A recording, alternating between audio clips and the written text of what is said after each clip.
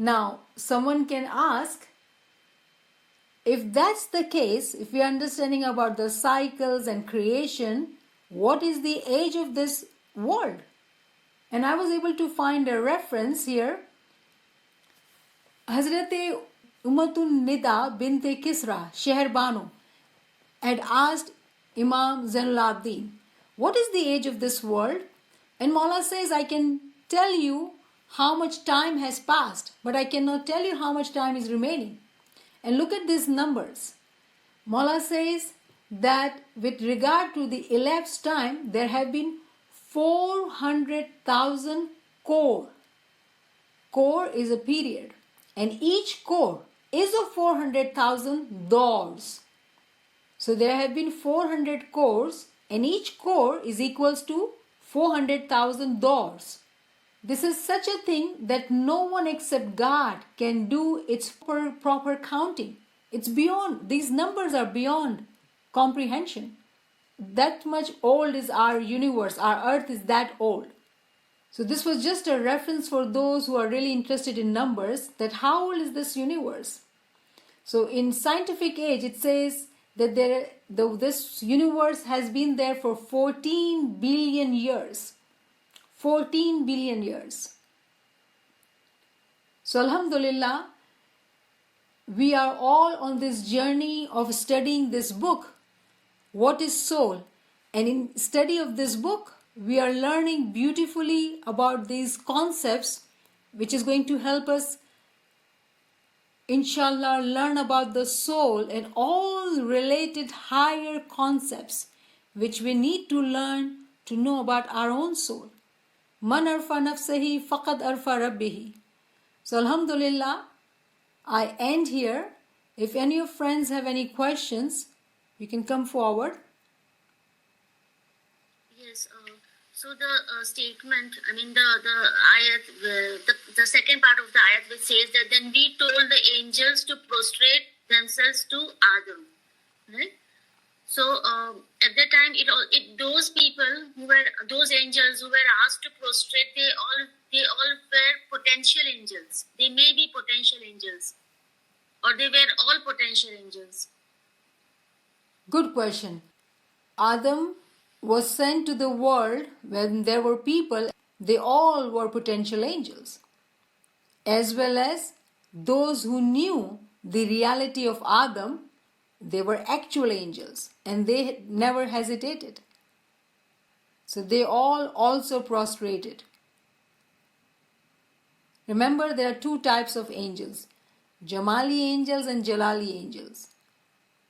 Jalali angels, they know the truth and they prostrate, but then there are potential angels who are Jamali angels, in the particles of the souls. When they prostrated, they potentially became an angel, potentially. When a dawat reaches our ears that we need to become seekers and we need to seek this knowledge, we have to work hard on this way. There'll be very few who will say, let me work hard. I'm a seeker, I'm a lover. Let me work hard to learn this knowledge so I can understand all these miracles and mysteries. And the other one would say, oh yeah, I love it too, but may not have it, set it as a priority to learn this knowledge. So there's a potential in both, but one will climb the ladder quickly. So potentially both accepted that yes, there is a need. But then who becomes the actual? So that is why this potential and actual is always together. But all those particles of the souls accepted, potentially prostrated Adam. They accepted and they prostrated to Adam. They were all potential angels. How many of them go further to become actual angels? That is totally different topic. So in that case, we all are potential angels. Definitely. Without Mama Shah said that je raste thi tame firashta thai sako cho e rasta upar tame છો. Subhanallah. Very beautiful. Thank you for sharing that, Farman, too. Yes, so potentially we all are angels. How many of us work hard in reality to become actual? So I see a question. Yes, so resurrection, when Adam was announced as a prophet, it is a time of resurrection. That he is the Natik at that time, and all the angels were asked to prostrate to him. It is the part of the resurrection. There's a change. Remember, the word resurrection means change. So it was a change. There's another beautiful question. Why is the rank of Natik above the Imam? We know Natik is the prophet who brought the Sharia. Very beautiful and important question. Thank you for asking that question. It is the lack of knowledge that we do not know this. That Natik rank is above not only Imam but even above the Asas. So yes, Natik rank is elevated. Therefore, we all know that there are 124,000 prophets. How many? 124,000. But only 6 are Natik. And they have this elevated rank above Imam and the Asas. The word Jalali does not mean angry.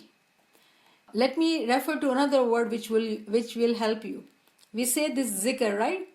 Ya Zal Jalali wal Ikram. Ya Zal Jalali wal Ikram. Jalal means majestic. I think that's the best word I can explain. Jalal means majestic. In Urdu, somehow the expression of this word has been made into such that it means angry too, but in reality, if you look at the word, that wo Jalal mein aa gaye. You could see the majesty of that person. Does not mean anger. It means the power. And of course, when we talk of spirituality, the nur, power of the spirituality, Jalalat. Even in dua we say, Allahumma ya Mawlana anta salam wa minka salam wa alayka yarja'u salam hayyina rabbana bisalam wa tkilna daras salam tabarakta rabbana wa ta'alayta ya zal jalali wal ikram ya zal jalal. O sahib jalalat, O sahib kiramat. So we are calling upon his majesty. O sahib jalalat, help us. So jalal means majesty. Yeah, NIAMAT. I don't know, the Laylatul Qadr keeps coming in my mind because it says if you keep awake the whole night, you get the benefit of 1,000 years. So I don't know, you're talking about 1,000 years is like a day in Imam's world. So I don't know, something is coming to me. So I can't explain it, but can you see what I'm trying to ask you?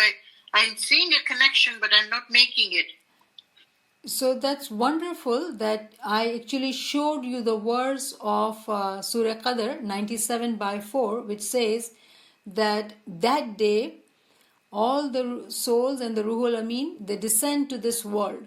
So that's the verse I mentioned of Surah Qadr, and you're connecting it to the Imam who is better than 1,000 Imam, the night which is better than the 1,000 night. Ta'wil is actually given to us by Pir Nasir Khusro.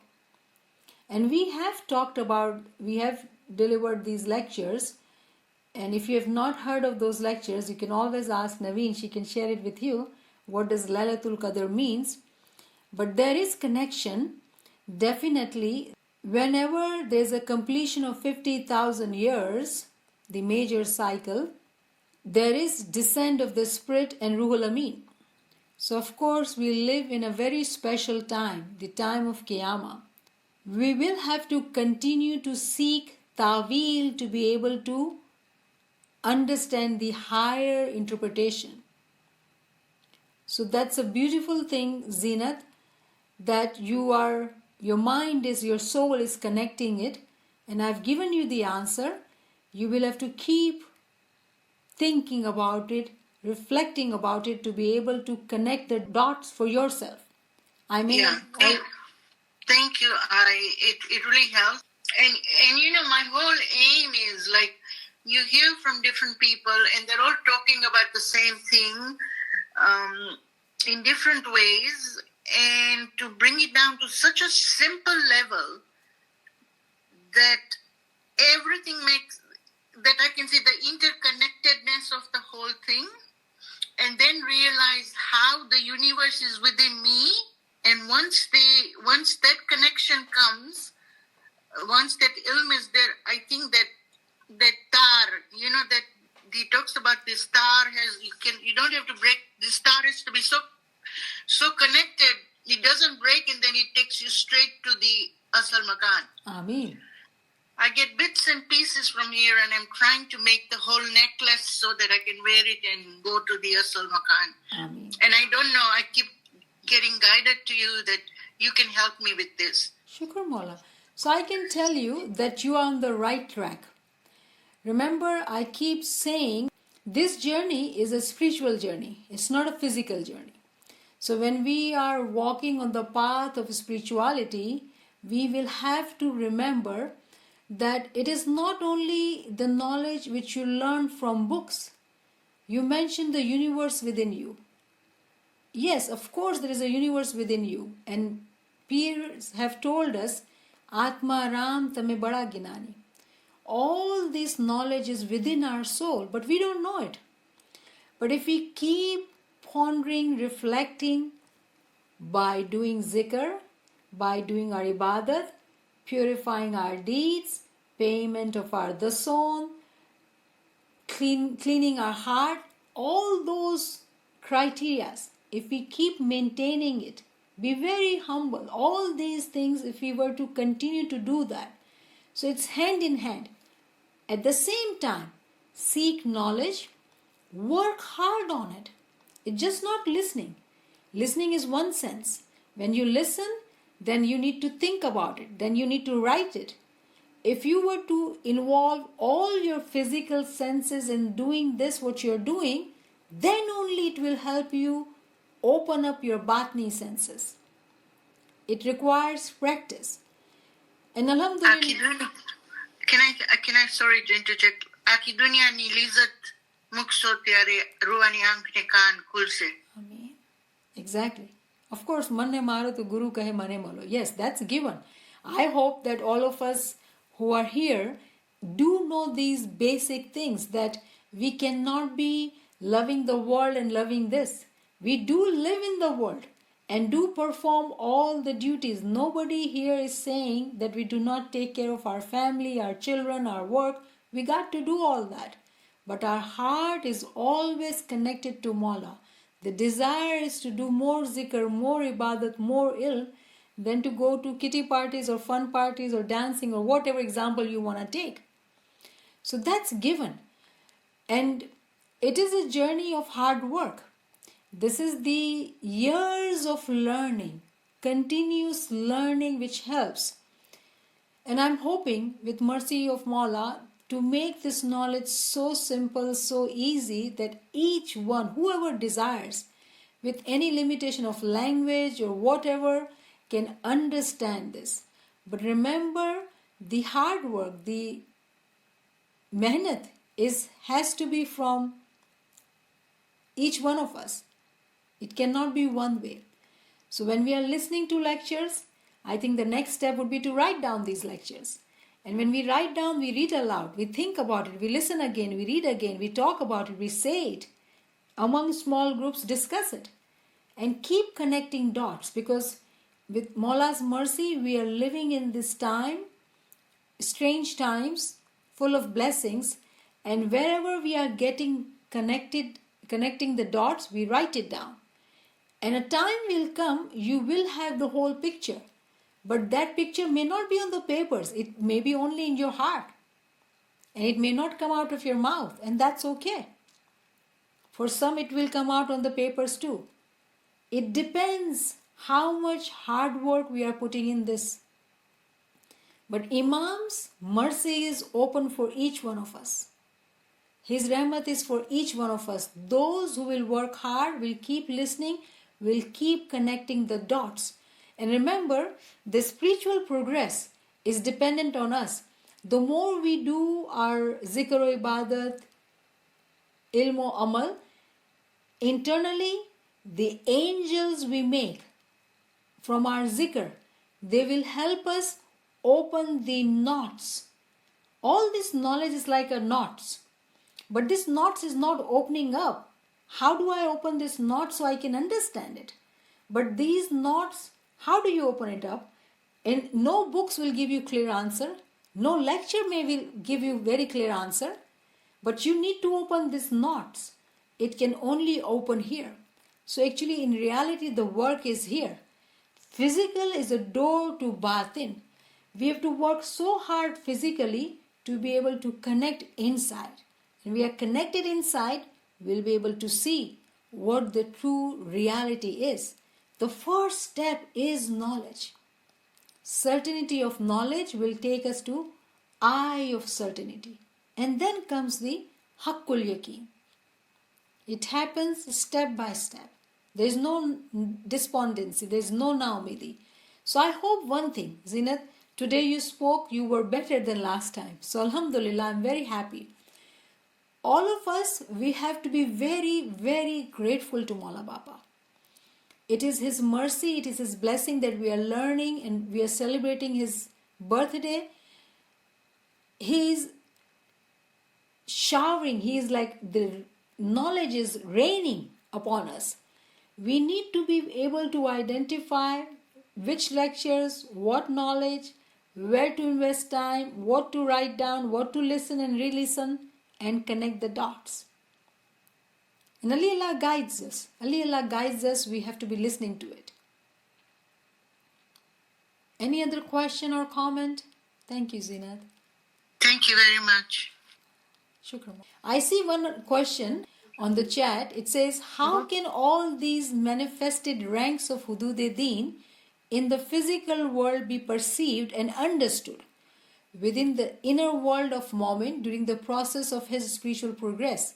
We wish to know, how does the realization of all these ranks takes place within the personal world at a spiritual level of Mu'min's life? Beautiful question. Beautiful question. So number one, we all have to understand that all these Hudud-e-Din ranks existed during the time of Daur-e-Sattar. Today we live in Daur-e-Kashf, the period of unveiling. So in reality, all these ranks do not exist. Though Imam mercifully has given us the title of Dai, so we understand that he has elevated our ranks in spirituality actually. Physically, we all are potential. In spirituality, he is elevating our ranks. So when we work physically, we can connect. Immediately that realization will happen. So when Maula Ali says the whole universe is within you. Now tell me, how many of us, when we close our eyes and we can look into ourselves, can we see the sun and the moon and the stars and the countries and the people? Can we see all that? We can't. Why? Because we have not opened up our batini senses. So yes, this question is so beautiful. Who does not want to see all this? We all want to realize, understand all these manifestations in spirituality. But it cannot happen until we have opened up our spiritual senses. Now, how do you open your spiritual senses? We just talked about it. So we will have to work hard to look at the manifest Imam Mubin, who is Zahir, who is giving us Faramin, who has told us to study what we have, which is Quran, Ginan, Farman, and connect all the dots in today's time. In today's time, his focus is on Quran, and all the answers are actually in Quran. And if we were to understand Ginan too, in today's time, with the light of Quranic knowledge, we will be able to see physically first. Everything has to happen physically first. Remember that we will have to understand all this knowledge physically to be able to step into the batin. The one who recognizes his own soul, will recognize the God. So the beginning is within us. Yali Madad. Thank you, friends. Yali Madad. Mola Ali Madad. Mola Ali Madad. Yali Madad.